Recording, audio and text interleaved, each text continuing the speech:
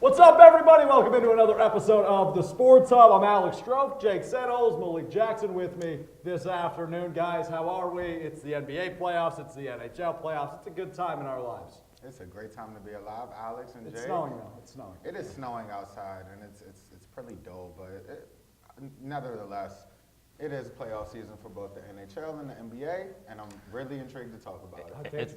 It's also Masters Week. This snow sucks, though. I just spent 4 days in Tennessee in 80-degree weather. I come back, and I get snowed in, so this is terrible. It's his fault. It's his fault. It's all his fault. It's terrible. Right. Up ahead, great show for you today. We'll be talking about the AB Antonio Brown drama, the aforementioned NHL playoffs, Magic Johnson stepping down as the president of the Lakers, and of course, Tiger Woods.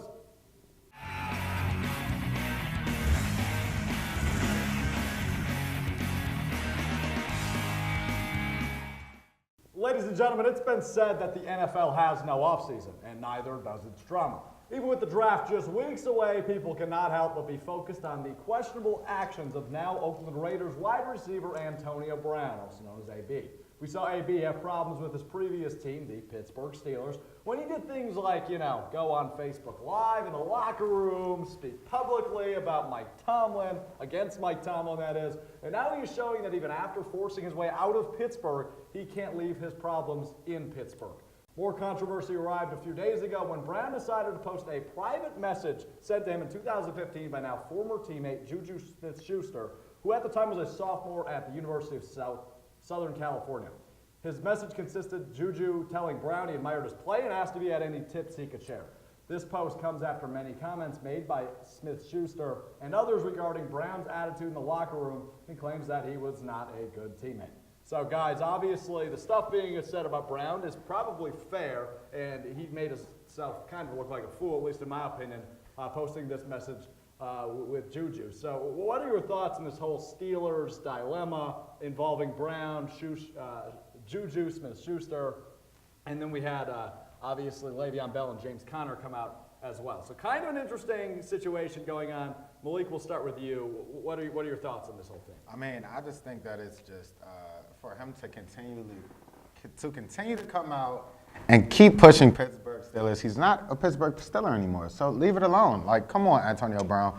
You're a bigger man. You're a professional wide receiver in the NFL. Grow up. It's not that serious. Stop going back. And, I mean, you're showing how great of a player that Juju Smith-Schuster is to actually reach out to get a mentorship to a professional player. It's like, why do you even go out and try to revert back to that? It just shows his true character, and it also shows why, when you talk about the best wide receivers in the NFL, no drama. You don't want any type of drama on your team. So, I mean, I guess that's something that Gruden has to work with now being on the Raiders, but it's a shame, and I think that people do need to come out and say if he wasn't a good teammate or not. I really don't think that it matters because his play speaks better than, what he does off the field, but both of those attributes, it matters. So, I mean, it's just a shame that he's doing this and just acting immature. I really think it's immature of you, Antonio Brown, but I just think that he needs to man up and just play the football game like he's supposed to be.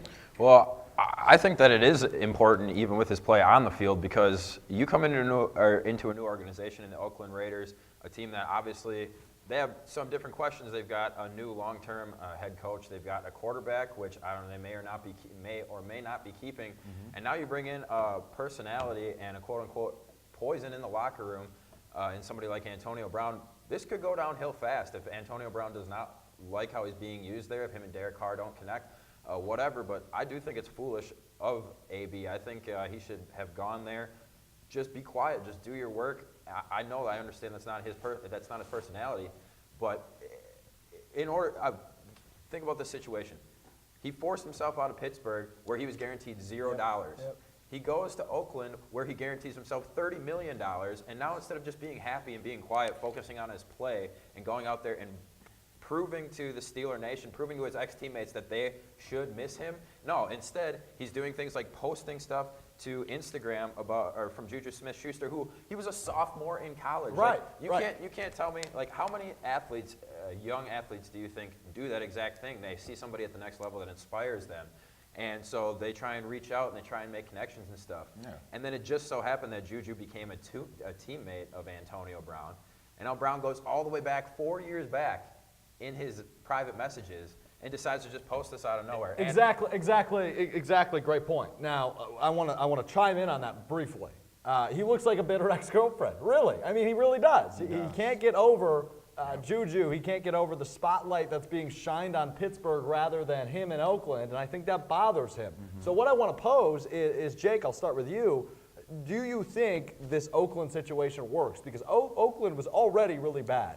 With a guy at the caliber of Antonio Brown at the wide receiver position, I mean, obviously that sparks your offense, but he can't focus on that offense. He's too worried about Pittsburgh. Yeah. I think it'll work if they become successful. I mean, just like Antonio Brown in the beginning of his Steelers career, things were fine with him and Ben Roethlisberger. Things were fine with him and Le'Veon Bell when he was putting up the best numbers and winning games until the very end there, and things started to get shaky. So I think if he comes into Oakland, they see success. Derek Carr and him hook up for, 15 touchdowns on the season. He breaks 1,000 yards. Sure, it's going to work just fine, but if he comes in, I mean, he's obviously not happy with just being in a new place and being paid $30 million. Like, he has to have the spotlight. He has to be the number one option, which obviously he is there now. But he wants to be, I guess you could compare it to Odell Beckham Jr. in this way, but he wants to be used. He wants to be utilized. He wants to be making plays out there. It's not enough for him to just be on a team, be the highest paid guy, whatever. So with that being said, again, if they find success in Oakland, I could see it working. But when you have this many people speaking out against you from your prior organization, that means something. It's not like an Aaron Rodgers situation where there's stories coming from both sides, there's conflicting opinions, whatever. No one is standing up for Antonio Brown. Right. No one. And he's only making it worse by doing things like this and these antics. And I understand he's probably bitter that his old teammates and his old fans and everybody's speaking out against him, so he's like, screw you guys, I'm going to post this and just be like, look, only 4 years ago Juju looked up to me, but still. I don't get how that is a shot at Juju. It makes you like Juju more. I just don't get it. It's like you, Jake, sending a DM message to Stephen A. Smith or Max Kellerman asking about how they got to where they were. Yeah, You're literally asking for advice. You want to be the best wide receiver that you can be in the league, and that's what Juju Smith-Schuster knows that he was going to make it to the league being at USC. So it's like, why are you going to shoot a shot at me? And not only did he shoot a shot at him, he also, this isn't the first instance that Antonio Brown has done this. He's done a Facebook Live. How do you get on Facebook Live after you win a playoff game while your coach is speaking? Like you said, Jay, he's not focused on the game at hand. He's focused on being the most dominant or most prominent social media, marketable athlete in the NFL. He's not worried about winning games, because if he was, then he wouldn't have to go to his phone. And if that was the instance, then you have the great Julio Jones that plays for the Atlanta Falcons. He doesn't get a lot of touches. DeAndre Hopkins is another option that you have. Devontae Adams as well. And the other thing is, Antonio Brown, again, was doing all of this. He was pulling all these antics with zero guaranteed dollars. Now you give this guy $30 million and you expect him to act his age, become a better teammate, listen to you, and not pull these antics? How does that make any sense? We got to get to a timeout, but real quickly, I just want to know, who has the better record next year, Pittsburgh or Oakland, briefly? Oh, Pittsburgh. I think Oakland's a year or two away yet. I'm going with Oakland. Really? Yeah, I think the Oakland Raiders will have a better record. When you take Antonio Brown away from that Pittsburgh Steelers offense, Juju Smith-Schuster doesn't have the, AB, he's going to have double and triple coverage focused on him and the defense. So when you have Juju Smith-Schuster, now he has to get open and actually make plays. Breaking news to the desk, Malik Jackson's out of his dang mind. After a quick timeout, we'll be back with the NHL playoffs and the NBA playoffs.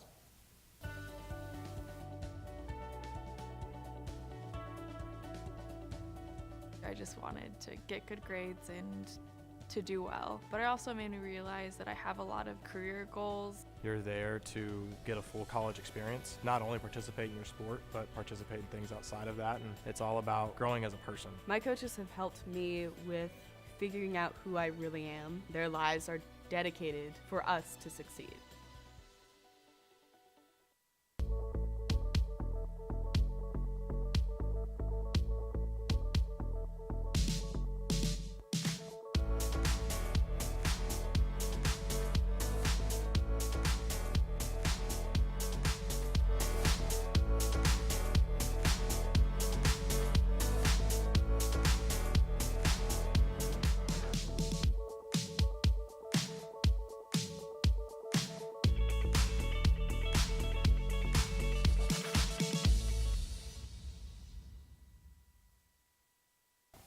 Welcome back, ladies and gentlemen, with the 2019 Stanley Cup's playoffs starting up yesterday. We look at who will hoist up the Stanley Cup trophy in June. The Tampa Bay Lightning have been the clear-cut favorites throughout the regular season, posting 62 wins and 128 points on the year. That's a lot of them. So, guys, who is your favorite, and do the Capitals, Malik's Capitals, have a chance of repeating as Stanley Cup champions, drinking beer out of the big cup this June?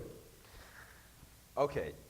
They have a chance, a very small chance. They have a very small chance, and that's all I'm giving you, Malik. What's the percentage? I would say 10. Literally, 10. There's no more than 10. Think about it this way. You got 16 teams in the NHL playoffs. I firmly believe 10 of those teams could beat your Capitals this year. So I don't know what exactly that comes out for a percentage, but I'm going to give it a roughly 10% chance that that the Capitals are going to repeat as Stanley Cup champions. Now, I have a few reasons for this. It's hard enough in the first place to repeat as champions if you're any team, in any league, at any situation. And even though they have the great 8, he went out and he scored 50 goals this year. I know you're going to throw that in my face. He's done that 7 other times in his career, and they've only won 1 cup. Now, the Lightning, even though they scored 128 points, they worry me every year when they get to the playoffs. The Lightning arguably have the best player in the NHL. They had the best goaltending overall in the NHL, and obviously earning 128 points throughout the season. That's really, really, really difficult to do. Winning 62 games, you said it was? 61 games? 62, yeah. That's also more than the Bucks. Dude, yes, exactly. That's also incredible. It's extreme, and it's harder to do, I believe. It's harder to believe that or win that many games in hockey than it is to win that many games in basketball. So they were able to come out, win the most games. Do I think that they're going to win the Stanley Cup this year? No, I don't either. My Stanley Cup pick would be the San Jose Sharks for a lot of reasons. I think that they just got so much depth. They've got so many veteran presence. So much veteran presence, excuse me. Plover presence. Yes. They have Captain Joe Pavelski from right here in Stevens Point, He Wisconsin. hurt his face last night, though. He didn't Took a hurt puck his to face. the He face. scored. He A scored goal with a off goal. But He then scored he a goal left off the his game, face. did he not? In hockey player fashion, he left for the rest of the period. He returned and he played the did rest. he? Yeah, Oh, played no the way. rest of the game. He only had a sat out for the nasty- intermission. That was Yeah, it. yep. He had a nasty big old cut on his lip and everything. Came Hockey back, player played fashion. the rest of the game. Yeah. They got guys like Brett Burns. They've made trades to bring in even more talent, especially defensively. They got Martin Jones back there. He's a very serviceable goaltender. He's been good the past few years. So you can just keep on going down the line. I wish we had more time to. San Jose over who? I have San Jose. I'm over probably. Throw this one to Malik. I'm gonna Think about it? I'm gonna Malik, get back to it. give me some Okay. insight. Okay, so when you talk about a 10% chance of the Washington Capitals making it back to the Stanley Cup and winning it, I just believe that is ridiculous and ludicrous for you to even say. Oh, boy. Because when you talk about these teams that are in the playoffs, specifically in the Western Conference, most of those teams are very vulnerable if you want to be exact about it. Even the number 1 seed, which is the Calgary Flames, who had 107 points this season and had like about 54 wins, I believe. Mm-hmm. They're the most vulnerable team over there in the West. And I definitely believe that the Washington Capitals, when you talk about coming off of a Stanley Cup run like they did last season, having that chip on their shoulder of getting out of the second round and finally beating the Pittsburgh Penguins, of which they did, the back-to-back Stanley Cup champions the year prior to that. When you put out a team like that and you have that charisma, that drive that Ovechkin has that you just stated, he had 50 goals. He had another 50-goal season yet again after. So let me get this Stanley Cup. straight. You're saying because they beat the back-to-back champions, they were essentially handed the torch to become the new back-to-back champions? Yeah. So you have Washington. I have Washington going back-to-back, and not just because they have the same type of ordeal to get back to the Stanley Cup. They would have to probably face the Penguins in the second round. If the Penguins beat the Islanders, which I don't think might not happen, but we shall see. They might go 7 games. Actually, the Penguins might win that series and will go 7 games, so I won't say that too much. So then they would face the Penguins in the second round. Arguably, they could beat the Penguins in 7 games, And then what I don't think is, you said the Tampa Bay Lightning will be the favorites to win the Stanley Cup. That's what Vegas has them as, is winning the Stanley Cup as well. But they are the favorites. Yeah. they're the favorites. I don't even think that they're going to make it to the Eastern Conference Finals. I think that the Toronto Maple Leafs will be a sneak-up team that will put them out in the second round. Bold. So, yeah. Jake, last thoughts. No, I actually agree with you. I think obviously in past years, the Penguins-Capitals rivalry, one of the greatest in the NHL. The Penguins had the Caps number forever. You make a good point that my favorite team went back-to-back, almost went 3 championships in a row, so why can't your favorite team do it? I mean, that's a good point. I also agree, though, that I think the most dangerous team for your Caps this year, if it's not the Lightning, I think it's the Maple Leafs, who, after you and I had a long talk last night, and I've kind of been considering this, and I think that the Maple Leafs are now my team coming out of the Eastern Conference to make it to the Stanley Cup Finals, which means they would have to defeat the Caps in a heck of a series in the second round, right? Oh, no. It would be in the Eastern Conference. It would be in the conference top, finals? Yeah. They'd play the Lightning? They would play the Lightning The in the Lightning, second yeah. round, yeah. Exactly. So in the LeBron second round, James. you've got to play the best team in the NHL, and then in the championship round, you've got to play the team that I think is going to represent the Eastern Conference Finals in the Stanley Cup Finals. So it's going to be a really tough road. That's another reason that I think the Caps might We got to struggle. move on. And also, hold on. And also, you said the San Jose Sharks that would be your Stanley Cup champions. It's also going to be a tough road for them because if the Calgary Flames win, they beat the Colorado Avalanche. I believe they're playing on Colorado Avalanche. Yep. If they beat them and they go to the second round, they're going to have a matchup with the Flames. That would be an interesting matchup. And then if they make it to the third round, which would be the Western Conference Finals, then they would go up against the Nashville Predators or maybe the Winnipeg Jets. So it'll be a tough one for either teams, but we shall see. But we got to move on. We got to move on. We got a Penguins fan to my right, a Capitals fan to my left. If they play again, we'll get a restraining order. Don't worry about them. Anyway, moving on to the NBA now. The greatest Laker of all time, debatably, Magic Johnson, stepped down for being president of basketball operations, essentially their general manager, Tuesday after just 2 years and some change in the position. Both seasons, the Lakers were a sub-500 team and missed the playoffs.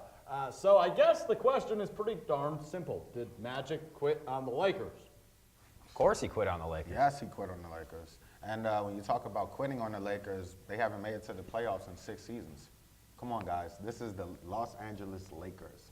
I mean, you talk about almost 2 decades of having the great Kobe Bryant on your team, making it probably to the Western Conference Finals most of the time, and now they're not even making it to the playoffs. What is going on with this Los Angeles Lakers team? But for me, Malik, like those other 4 years, like Magic came into this position in February of 2017. So you got to wipe away that season. That's not on him. You come into a team that then hadn't made the playoffs in 4 years. Sure, you're expecting to make the playoffs, especially when you bring somebody in like LeBron James. But only 2 years in the position, you're going to walk away after everything that happened between the buses, between Jeannie and Jim. That whole split up, Jeannie stood up for you, got you in this position, whatever, this and that. All this drama went on, and now after 2 years, 1 year with the greatest player of all time, greatest player in the world, whatever you consider LeBron James, 1 year. Okay, you weren't able to bring in Kawhi Leonard. You weren't able to bring in Anthony Davis. Paul George. You weren't able to do that this year. What about the other 3 years that LeBron James is supposed to be here? What about all this young talent that you drafted and are now leaving high and dry? What about this Lakers organization and this fan base who have loved you and adored you and everything for years? You're going to quit on them after 2 years. Could you make the case, though? Could you make the case that Magic is making the correct decision? Do you think that he thinks he may not be qualified enough? He could be a great ambassador. We talked about this last night a little bit, Jake. I said, Magic's the guy that would rather go sit down and have a cigar with Kyrie Irving in means of, recruitment. So do you think maybe he's stepping away from this position where he can go be maybe an ambassador or a recruiter or a scout in a sense, rather than having to be in the forefront of basically the general manager? Sure. If he truly believes that, then fine. But the statements that he made, I want to have fun again, I want to do this and that. To me, I read into that as this is too hard for me. I'm not liking this. I'm going to ditch, even though I made this commitment. And if he really thought those things, if he really thought I'm better in a different position, I shouldn't be the one to do this, go talk to Jeannie Buss. Tell her to her face. Are you kidding me? Don't do it publicly. Don't do whatever. Then have that conversation. Say, I feel like I am not the best in this position. so and so might be better than me. I want to do this for this Lakers organization. He didn't do any of that. He just said, I'm done. I quit. I leave. Of course he quit on the Lakers. He quit on them definitely, and then he didn't even go to LeBron James and tell him. No, or go LeBron to was Jeanie shocked Buss. too. You don't go to LeBron. You don't go to Jeanie Buss. You don't go to anybody. He goes to the media, which was kind of savage of him. I mean, in my opinion, you don't go to the head office. Not positively savage either. Yeah, it wasn't at all. It was really bad. I mean, it's just bad for Magic Johnson. And when you talk about all of these players who actually know him on a personal level, they say that Magic Johnson doesn't quit on anything. So I really think that it's bigger than him just quitting on the Lakers. I think that maybe him quitting, like you just said, Alex, maybe he knows that this role might be too much for him, and maybe for his own knowledge, he just doesn't want to be there anymore. He doesn't want to have to deal with it because it's stressing him out a lot. This Lakers organization has been mishandled for years now. 6 years without making the playoffs, and like I always say to both of you all on our radio show, your championship pedigree is instilled in the Green Bay Packers, and it's definitely instilled in the Los Angeles Lakers. Absolutely. So when you're not making it anywhere, when you're not winning games, all of the fingers are going to be pointed at you. And it's going to be Magic Johnson because he brought in the Lance Stevensons of the world. He brought in these Rajon Rondos of the world. And they did not help out. And they did not bring this team up to the par to which they were supposed to be at. So last thing before we get to our last break. You mentioned Rondo, you mentioned Stevenson. These are veteran guys that aren't stars. So this offseason, whoever's at the head, and I assume LeBron will definitely have a bigger hand in it this year of course. as he spent the season, do you think they can bring in a savvy veteran? Like Kawhi Leonard or Kyrie Irving? Okay, I think that LeBron is going to be able to find one, maybe even two people to team up with him. But again, I've said this before, I don't think that it's going to be a top 3, 4, 5 guy in the league. I don't think that LeBron is going to get a number one superstar to play with him anymore. The guys that I think are going to come and play with him are guys like Kemba Walker, other guys in that position. It would, and he's an all-star and he's a great player, but he's not Chris Paul, Steph Curry. I mean, all these absolute top cream of the crop superstar point guards. Mm-hmm. But if you can get somebody in there like that to team with LeBron, that's how you're going to find success. And last thing that I want to say, Malik, again, I agree. I think if Magic wanted to step out of this position, he didn't want to be there anymore because he believes that this organization has been mishandled and he's not going to be the one to get it back on track, that's fine. I just think he did it the wrong way. Yeah. And I totally agree with you. I think that he did it the wrong way. And if he would have gone out and actually sat down with Jeanie Buss, which he did have a meeting with her prior to him coming out the day before. And I guess that meeting didn't go according to plan or according to what Magic Johnson wanted to do. So I think another player to watch would be like maybe not necessarily a Kevin Love type, but I think you got to give LeBron a big man. JaVale McGee's not going to cut it. You need to have somebody who can do some rebounding, and he needs shooters. He needs a lot, but we need to move on. So we're going to get to our final timeout when we come back. Bartender, it's last call. We'll be back with It's Masters Week, and of course, Eldrin Woods. UW-Stevens Point is home. It's a university where professors know your name and get you involved in research. They inspire us to realize big dreams. At UW-Stevens Point, sustainability is what we stand for. Our beautiful campus encourages exploration, developing new fields, and problem solving for the real world. It's a great place to launch your career. UW-Stevens Point is home. Apply today at uwsp.edu.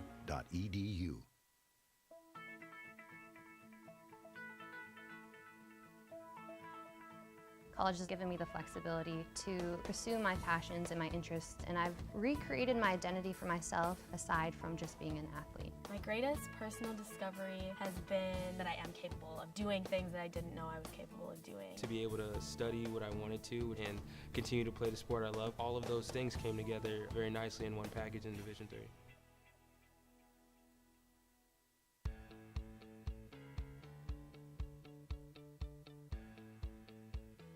Being a part of the different activities and organizations that I've been a part of, I'm actually able to see myself where I'm like, hey, I actually can make a change. I'm one person that can make a difference. Division III has helped me to develop teamwork skills, critical thinking skills, time management skills. It's not just about basketball, or it's not just about school, it's about developing yourself as a person altogether.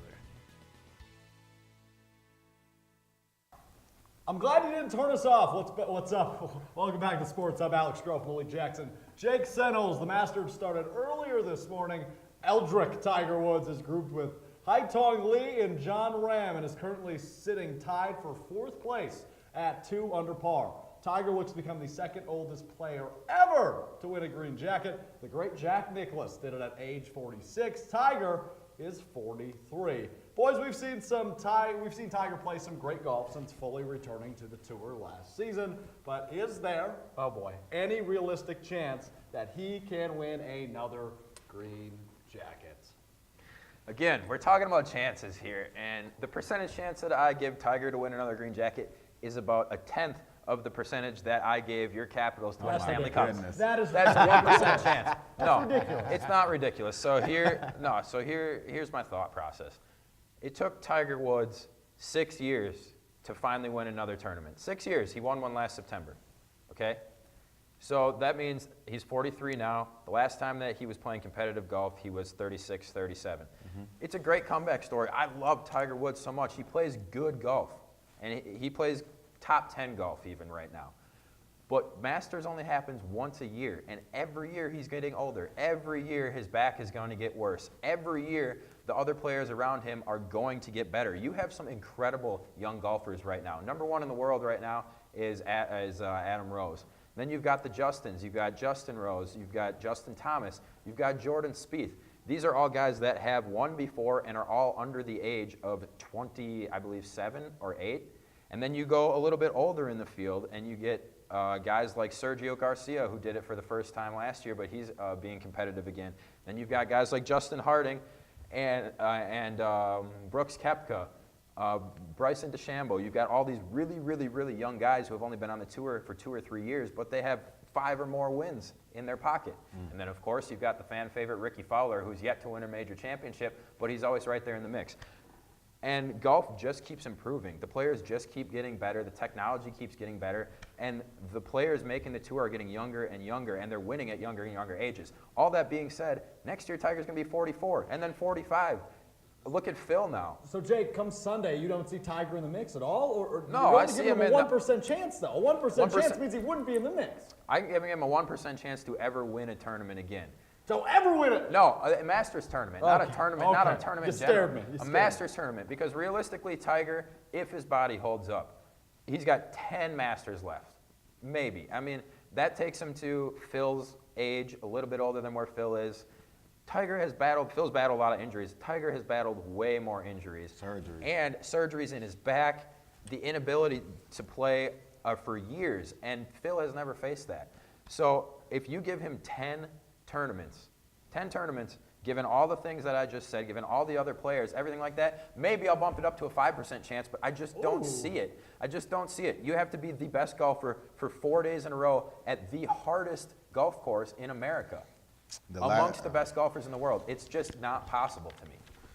Well, the last one that he won was the Tour Championships last year, and I mean, like you said, Jake, it's really hard the older that you get and the more surgeries that you have to be consistently for 4 days straight the best golfer on the tour for the Masters, which is arguably one of the hardest courses of them all. So to get that green jacket, it's going to be really hard for him. And then you have the Jordan Spieth of the world, who I believe has the best or is the favorite to win, in my opinion. That beautiful shot that he did in the water to skip over during the par 3 tournament. That was awesome. It was so beautiful, and I mean, it's just like you said, the young golfers that we have now. They're so good.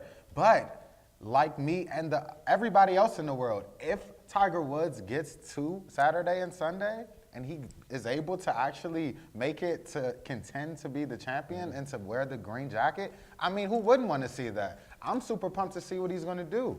And I mean, I give him a higher chance than you. I would say like a 10% maybe, just because of all of the different rankings of the players and stuff. But I mean, it's Tiger Woods. I never will give up on him. The same like I won't give up with Serena Williams in their respective sports. The 33-year-old Justin Harding, the 38-year-old Adam Scott, and then the 24-year-old John Ram, tied for first right now through the front 9 at 3 under. John Rahm's a name I didn't mention. He's a Spaniard, young up-and-coming player. Not even up-and-coming anymore. He's been on the tour for like 5 years. He wins all the time. He's been my pick for the last 2 years now to win the Masters. In my Masters pool, I've got him winning the tournament at -16. Another name we didn't even mention is Patrick Reed. He was the defending champion from last year. So it's just like you got all these guys. And the other thing is 4 days. Like, it's easy enough for Tiger to be in the mix. Sure, he shot 2 under today and he's tied for 4th. It's Thursday.